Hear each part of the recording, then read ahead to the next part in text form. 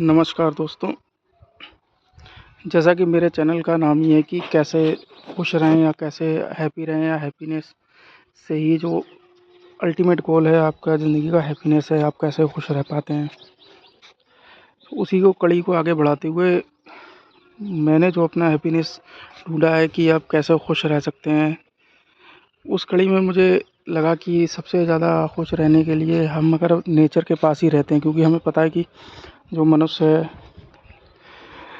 एक नेचुरल प्राणी है। नेचुरल तो सभी होते हैं, एक ऐसा प्राणी है जो कि नेचर से ही पैदा हुआ और फिर अपने आप को आधुनिक बनाते बनाते नेचर से काफ़ी दूर चला गया है। हालांकि सारे प्राणी ही नेचर के पास ही होते हैं, लेकिन आदमी एक ऐसी प्रजाति है जो कि दूर चला गया है। लोग उन चीज़ों पे भी खुशी ढूंढते हैं जिनका कोई मतलब नहीं होता है, उनके ना होने पे भी कुछ नहीं होता, लेकिन लोग ऐसी चीज़ों के लिए मरते रहते हैं कि मुझे ये चाहिए वो चाहिए। और जब उन्हें एहसास होता है कि हम ये तो मेरे कोई काम की ही नहीं थी, लेकिन तब तक बहुत दूर दूर चले आते हैं और देर हो गई होती है। तो उसी कड़ी को आगे बढ़ाते हैं। तो मैंने पाया कि जो पेड़ पौधे हैं उनके पास रह के, उनके पास टाइम बिता के, शांति से बैठ के आप अपने जो दिमाग को है शांत कर सकते हैं और एक्चुअल की खुशी पा सकते हैं। ये एक आयाम है, बहुत सारे आयाम होते हैं जिससे कि आप अपने आपको दिमाग में शांति लेके और खुश रह सकते हैं। तो चूँकि अब पेड़ पौधे चाहिए और वहाँ बैठना है तो उनको लगाना भी पड़ेगा। और एक चीज़ और है कि हमें पता है कि हम जब पेड़ पौधों के पास बैठते हैं तो हर पेड़ पौधे की अपनी एक शक्ति होती है, अपनी एक एनर्जी होती है। हमें ये भी पता है कि इनके जो लगाने का डायरेक्शन है वो भी बहुत ज़्यादा मायने रखता है पेड़ के अलावा। हमारे बुज़ुर्गों ने और बहुत पहले से ही इन बारे में लिखा हुआ है। उसकी 2 किताबें जो मुझे बहुत सही लगी, एक है विश्वकर्मा प्रकाश, जिसमें घर बनाने के अलावा पेड़ों की जो लगाने की दशा दिशा और किधर लगाने चाहिए वो बताया गया है। दूसरा एक बुक है राजवल्लभ मंडनम, जिसमें बताया गया है कि हम पेड़ को घर कैसे बनाएं, तो वो अलग चीज़ है, पेड़ भी किस दिशा में लगाने चाहिए। तो इन दोनों बुकों को पढ़ने के बाद जो मेरा जो समझ में आया उसका यह है कि जो हमारी नॉर्थ ईस्ट डायरेक्शन होती है वो भगवान की दिशा होती है। मतलब इसको बोलते हैं ईशान कोण। ईशान का कोण का मतलब भगवान का कोण। वहाँ पे जो है एनर्जी आती है बाहर से, तो उस दिशा में जो भी पेड़ पौधे लगाएं वो हैं छोटे, और शर्ब लगानी चाहिए। शर्ब मतलब पौधे, पेड़ नहीं। और दूसरी जो एक महत्वपूर्ण दिशा है वो है साउथ वेस्ट, या जो पृथ्वी की दिशा होती है वहाँ पे भारी पेड़ लगाने चाहिए। कुछ लोगों का मत ये भी है कि पेड़ जो है वायु तत्व से होते हैं, तो वहाँ पे स्थिरता नहीं आती है। तो इन दोनों को समझ के मेरे को बस यही समझ में आया कि आप जो नॉर्थ ईस्ट की तरफ छोटे पेड़ लगाएं, और अगर बड़े पेड़ भी लगाने हैं तो उनको छोटा कर दें, ये सबसे सही हो सकता है। अच्छा, दूसरा चीज़, अब कौन कौन से पेड़ लगाएं, जैसे कि अब मैं बताता हूँ। ये अशोक के पौधा लगाया है। अशोक को भी बहुत उसमें अच्छा बताया गया है कि अच्छी वाइब्स आती हैं। दूसरा देखिए, मैंने एक तुलसी लगाई है, ये श्यामा तुलसी, जो कि ईशान कोण में ही लगी है। ये भगवान विष्णु से रिलेट करते हैं, और ये बोलते हैं जहाँ ये तुलसी होती है वहाँ भगवान विष्णु का वास होता है। दूसरा ये जो फिर अशोक का पौधा है। तीसरा फिर देखिए एक मैंने लगाई है श्यामा तुलसी, ये भी तुलसी ही है।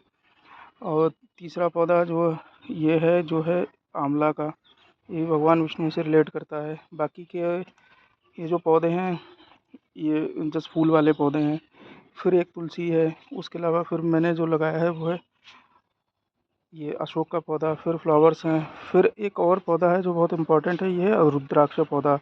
जैसा पता है आपको, रुद्राक्ष भगवान शिव से रिलेट करता है, ये भी अच्छी वाइब देता है। और ये जो है फिर जो पौधे हैं, इसके अलावा ये जो है हरसिंगार का पौधा, जो अभी ठंड में लगाया था तो जल गया था, लेकिन अब इससे कल्ले निकल रहे हैं। हरसिंगार, ये भी अच्छी वाइब्स आती हैं घर से। फिर ये एक बेल है। फिर अशोक का पौधा। और आगे मैं पौधे मिलवाता हूँ। ये भी बड़ा फ्लावर अच्छा पौधा है, जिसको बोलते हैं क्रिसमस ट्री बोलते हैं इसको। और ये फिर है भाग्यबेल, या मनी प्लांट बोलते हैं इसको। ये पतरचटा का पौधा है, ये मधुकामनी का है। और ये कैंडल फ्लावर है, इसमें कैंडल जैसे फ्लावर नीचे की तरफ लटकते हैं, ये आम का पौधा है। उसके अलावा देखिए एक जो अच्छा पौधा है घृतकुमारी, यानी कि एलोवेरा का।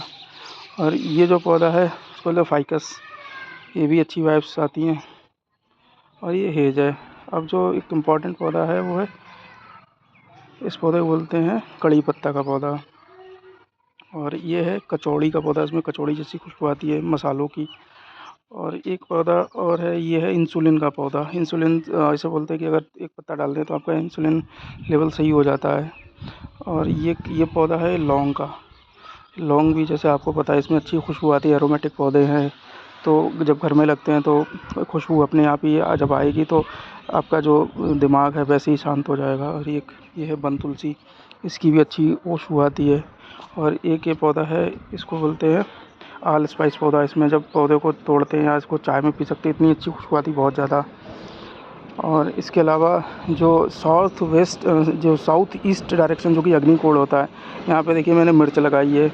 और एक जीजी का पौधा है, जीजी का पौधा, ये जो दिख रहा है जीजी का पौधा, ये भी अच्छी वाइब्स लाता है, लेकिन डायरेक्शन इसका साउथ ईस्ट की तरफ होना चाहिए। और ये पौधा देखिए स्नेक प्लांट, जो मैंने ज़मीन में ही लगाते मना किया गया, ये भी फ्लावर्स के पौधे हैं। इसी तरह बहुत सारे फ्लावर्स के पौधे हैं। तो ये कुल मिला के ये चीज़ है। अच्छा ये देखिए, ये जो पौधा है इसका है कड़ी पत्ते का। तो ये जो पौधे जो मैं आपको दिखा रहा हूँ, ये घर में लगाने से या घर के आसपास होने से जो घर में वाइब्स होती हैं बहुत अच्छी आ जाती हैं। और ये भी एक तरीका है खुश होने का, क्योंकि एक्चुअल में पता है कि हम लोग को तो यहाँ आए हैं और फिर जाना है, जैसा कि हमारी पुरानी जो बुक्स हैं धार्मिक किताबों में लिखा हुआ है।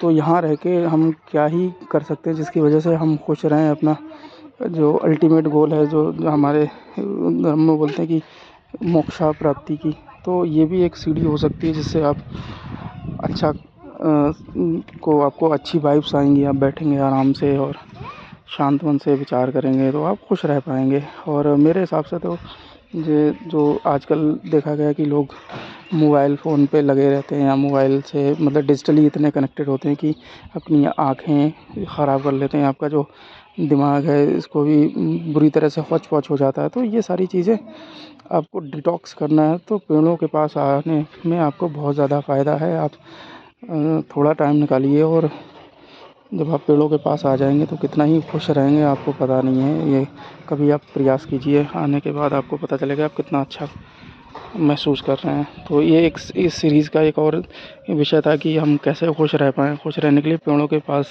प्रकृति के पास आना बहुत एक इम्पॉर्टेंट चीज़ हो सकती है। Thank you.